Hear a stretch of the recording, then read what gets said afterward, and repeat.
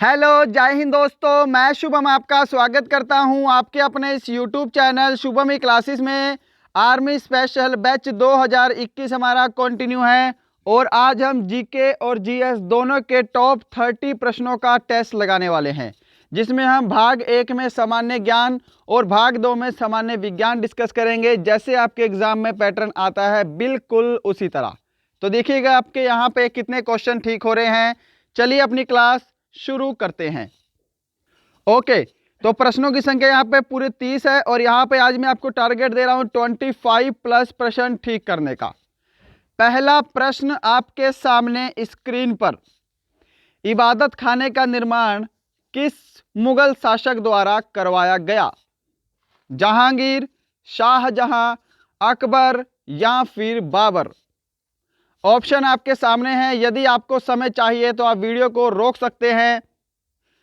इस प्रश्न का बिल्कुल सही आंसर होगा ऑप्शन सी, अकबर के द्वारा करवाया गया।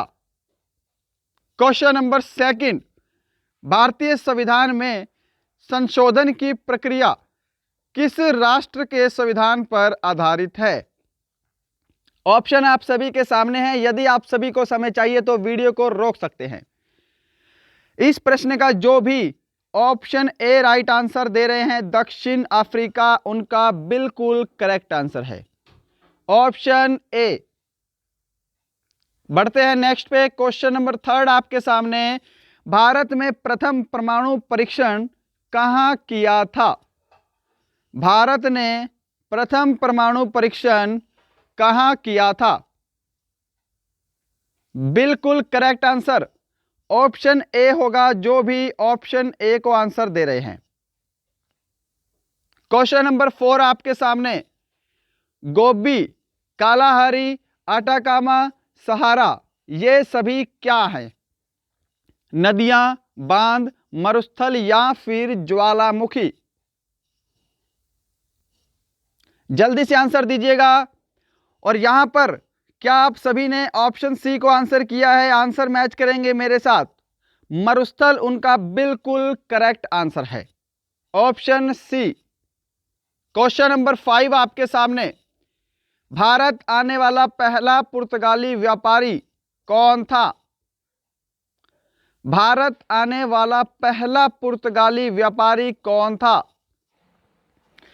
तो आंसर सी, वास्को डिगामा, बिल्कुल करेक्ट आंसर होगा इसका। क्वेश्चन नंबर 6 आपके सामने, निम्न में से सबसे चमकीला ग्रह कौन सा है? मंगल, शनि, अरुण, शुक्र? सबसे चमकीले ग्रह का नाम? राइट आंसर जो भी ऑप्शन डी को दे रहे हैं शुक्र, उनका बिल्कुल करेक्ट आंसर है। क्वेश्चन नंबर 7 आपके सामने है, भारत का राष्ट्रीय पशु कौन सा है? भारत का राष्ट्रीय पशु कौन सा है? तो बिल्कुल करेक्ट आंसर ऑप्शन बी जो भी दे रहे हैं बाघ, वो बिल्कुल करेक्ट दे रहे हैं। देखो 1972 से पहले भारत का राष्ट्रीय पशु शेर था, बट इसके बाद बाघ है जो अभी तक भारत का राष्ट्रीय पशु है। क्वेश्चन नंबर 8 आपके सामने, राष्ट्रीय गान गाने की अवधि कितनी है? तो ये क्वेश्चन बहुत ही इजी है और आप छोटी क्लासेस में पढ़ते भी आ रहे होंगे। राष्ट्रीय गान गाने की अवधि कितनी है? तो ऑप्शन बी करेक्ट होगा, 52 सेकेंड। ऑप्शन बी बिल्कुल राइट आंसर है। राइट। और देखो राष्ट्रीय गान जन गण मन किसने लिखा था? रविंद्रनाथ टैगोर ने। और इन्होंने बांग्लादेश का भी एक राष्ट्रीय गान लिखा था जो था अमार सोनार। ओके। क्वेश्चन नंबर 9 आपके सामने स्क्रीन पर, राष्ट्रीय युवा दिवस कब मनाया जाता है? तो देखो यहां पे दो हैं, एक है विश्व युवा दिवस, एक है राष्ट्रीय युवा दिवस। तो हम यहां पे राष्ट्रीय युवा दिवस की बात कर रहे हैं, तो ये मनाया जाता है 12 जनवरी को। ऑप्शन इसका बी बिल्कुल राइट आंसर है। ओके। और कमेंट बॉक्स में अब आपको बताना है कि विश्व युवा दिवस कब मनाते हैं। विश्व युवा दिवस ये कब मनाया जाता है? क्वेश्चन नंबर 10, वर्तमान में भारतीय थल सेना के अध्यक्ष कौन हैं? अब यहां पर आप इंडियन आर्मी की तैयारी कर रहे हैं और आपको ये वाला प्रश्न नहीं आता तो ये नाइंसाफी हो जाएगी। फिर वर्तमान में भारतीय थल सेना के अध्यक्ष कौन हैं? राइट आंसर ऑप्शन सी होगा इसका, मनोज मुकुंद नरवाने। मनोज मुकुंद नरवाने। क्वेश्चन नंबर 11, धान, गन्ना, ज्वार, तिलहन किस प्रकार की फसलें हैं? बिल्कुल करेक्ट आंसर यहां पे जो भी ऑप्शन बी को दे रहे हैं खरीफ, उनका बिल्कुल करेक्ट आंसर है। क्वेश्चन नंबर 12 आपके सामने स्क्रीन पर, हरि प्रसाद चौरसिया एक प्रसिद्ध वादक है। जल्दी से आंसर दीजिएगा, हरि प्रसाद चौरसिया क्या बजाते हैं? तो यहां पर जो भी आंसर ऑप्शन ए को दे रहे हैं बांसुरी, उनका बिल्कुल करेक्ट आंसर है ऑप्शन ए बांसुरी। और देखो तबला से याद है, जाकिर हुसैन आपके एग्जाम में पूछता है, जाकिर हुसैन जो है वो एक तबला वादक है। जाकिर हुसैन इंपॉर्टेंट है, ये ध्यान रखिएगा। क्वेश्चन नंबर आपके सामने 13, प्रमुख नृत्य शैली भरतनाट्यम कहां से संबंधित है? केरल, उत्तर प्रदेश, कर्नाटक या फिर तमिलनाडु? भरतनाट्यम कहां का नृत्य है? सही जवाब ऑप्शन इसका डी। जो भी आंसर दे रहे हैं तमिलनाडु, उनका आंसर बिल्कुल करेक्ट है। आंसर सभी मैच करते जाइएगा साथ साथ। क्वेश्चन नंबर 14, भारत रत्न पुरस्कार की शुरुआत कब हुई थी? A very very important and very very static question. Bharat Ratna पुरस्कार की शुरुआत कब हुई थी? बिल्कुल सही जवाब इस प्रश्न का ऑप्शन सी। जो भी दे रहे हैं आंसर मैच करते जाइएगा मेरे साथ। ऑप्शन सी 1954 करेक्ट आंसर है। क्वेश्चन नंबर 15 आपके सामने है, मधुमेह रोग किस हार्मोन की कमी से होता है? ओके, ये क्वेश्चन नंबर 15 मेरे से साइंस का ऐड हो गया है ना, बट फिर भी कोई बात नहीं, आपके 30 प्रश्नों का टेस्ट तो लग ही रहा है। तो मधुमेह रोग जो होता है यह इंसुलिन की कमी से होता है। ऑप्शन ए बिल्कुल करेक्ट आंसर होगा। तो यहां पे गाइज आपके सामान्य ज्ञान के 15 प्रश्न कंप्लीट होते हैं। बढ़ते हैं भाग 2 यानी कि सामान्य विज्ञान की तरफ। क्वेश्चन नंबर 16, और ये वाला क्वेश्चन मैं आपको पहले भी कई बार करवा चुका हूं। रॉकेट की गति पर कौन सा संरक्षण सिद्धांत लागू होता है? द्रव्यमान संरक्षण, आवेश संरक्षण, संवेग संरक्षण या फिर ऊर्जा संरक्षण? रॉकेट की गति पर कौन सा सिद्धांत लागू होता है? ऑप्शन सी करेक्ट आंसर होगा, संवेग संरक्षण का सिद्धांत। क्वेश्चन नंबर 17 आपके सामने, एंथोलॉजी का संबंध किससे है? ये तीन ही ऑप्शन आपको दिखाई दे रहे हैं, इन्हीं में से आपको आंसर देना है। एंथोलॉजी का संबंध किससे है? सही जवाब रहेगा ऑप्शन ए इसका, पुष्पों के अध्ययन से। ऑप्शन ए करेक्ट आंसर है। क्वेश्चन नंबर 18 आपके सामने, कारखानों से निकलने वाले प्रदूषण से कौन सा रोग होता है? कारखानों से निकलने वाले प्रदूषण से कौन सा रोग होता है? यदि आपने ऑप्शन को भी अच्छे से पढ़ लिया तो आप जस्टिफाई कर पाएंगे कि इस प्रश्न का सही जवाब क्या है। आंसर मैच कीजिएगा। ऑप्शन डी जो भी दे रहे हैं दमा, उनका बिल्कुल करेक्ट आंसर है ऑप्शन डी। क्वेश्चन नंबर 19, लहसुन की विशेष गंध किसके कारण होती है? फ्लोरीन, सल्फर, क्लोरीन या फिर एसिटिक एसिड?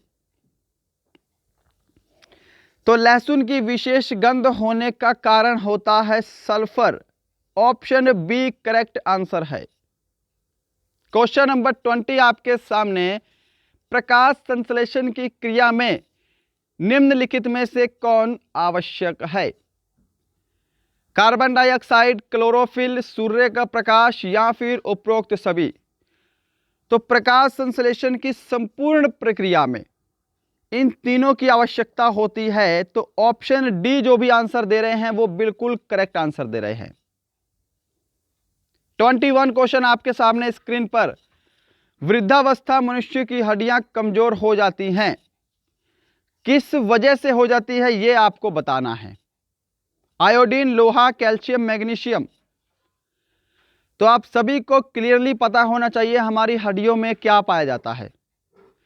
हमारी हड्डियों में कैल्शियम होता है और हल्का सा फास्फेट भी होता है। तो यहां पे आपको ऑप्शन सी को आंसर करना है। कैल्शियम की कमी से वृद्धावस्था में मनुष्य की हड्डियां कमजोर हो जाती हैं।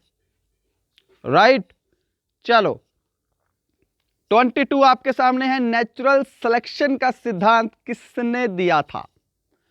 वेरी आसान, वेरी इजी और very very important question. Natural selection का सिद्धांत किसने दिया था? राइट आंसर ऑप्शन डी होगा यहां पे, चार्ल्स डार्विन। जो भी ऑप्शन डी को दे रहे हैं करेक्ट आंसर है। न्यूटन ने बल का सिद्धांत दिया था, आप सभी को पता है, गुरुत्वाकर्षण। मेंडल ने आपको पता है आनुवंशिकता की खोज की थी। आर्किमिडीज ने दिया है जल का प्लवन नियम। क्वेश्चन नंबर 23, कौन सा सदैव प्रकृति में सहज स्थिति में पाया जाता है? सोना, चांदी, सोडियम या फिर तांबा? राइट आंसर ऑप्शन ए होगा इसका, सोना। क्वेश्चन नंबर 24 आपके सामने स्क्रीन पर। निम्नलिखित में से किसे रक्षात्मक पदार्थ कहा जाता है? रक्षात्मक पदार्थ किसे कहते हैं? विटामिन, प्रोटीन, कार्बोहाइड्रेट्स या फिर वसा? तो यहां पे आंसर मैच कीजिएगा। रक्षात्मक पदार्थ बोला जाता है विटामिन को। ऑप्शन ए बिल्कुल करेक्ट आंसर होगा, विटामिन। क्वेश्चन नंबर 25 आपके सामने। जड़त्व के नियम की खोज किसने की थी?